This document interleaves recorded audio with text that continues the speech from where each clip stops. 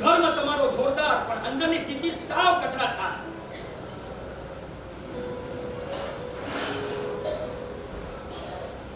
કેટલી અંદરની પરિસ્થિતિ આપણી વીક પડી ગઈ છે, નબળી પડી ગઈ છે.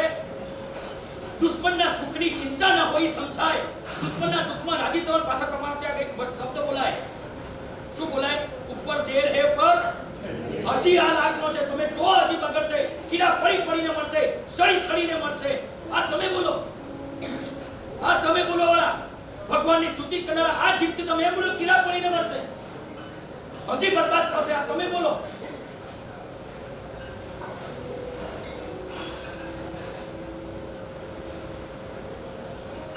કેટલી ગંભીર વાત છે.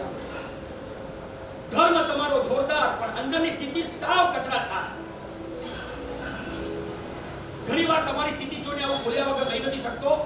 કરોડોનું દાન વધ્યું, દાનશીલ તમોને ભાવ 4 પ્રકારના ધમ છે. દાન વધ્યું. 1 કરોડનું દાન કોઈને દેવું હોય તો આ દુનિયામાં જોવા મળે. 50 કરોડનું દાન દેનાર આ દુનિયામાં હજી જોવા મળે. 100 કરોડનો ખર્ચો કરનારા પણ આ દુનિયામાં મળે. 150 ને 200 કરોડ લગાડીને એક જ વ્યક્તિ ઊભું કરીને આ શાસનને સુપુત કરે, આવા પણ પ્રસંગો જોવા મળે. દાન વધ્યું, તપ વધ્યો. કેવો તપ વધ્યો! માસક સમાન, સિદ્ધિ તપ, 16, 8, અઠમ, આંબીલની ઓળી, આ બધું બહુ વધ્યું. દાન વધ્યું, તપ વધ્યું, શીલ વધ્યા. નાની ઉંમરમાં બ્રહ્મચર્ય વ્રત કરનારા હજી પણ આ કાળમાં જોવા મળે. પણ ભાવના ક્ષેત્રે અમે લોકો એવું દેવાળું ફૂક્યું છે.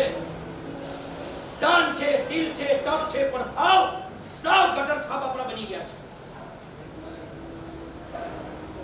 તમે સુખની કામના ન કરી શકો સમજાય, દુઃખમાં રાજી થવાનું હશે. એના કર્મના ઉદયથી દુઃખ આવ્યું હશે. કોઈ તમને કહે તો તમે એવું ન કહી શકો કે ભગવાનને પ્રાર્થના કરું કે એના જીવનમાંથી એનું દુઃખ જતું રહે.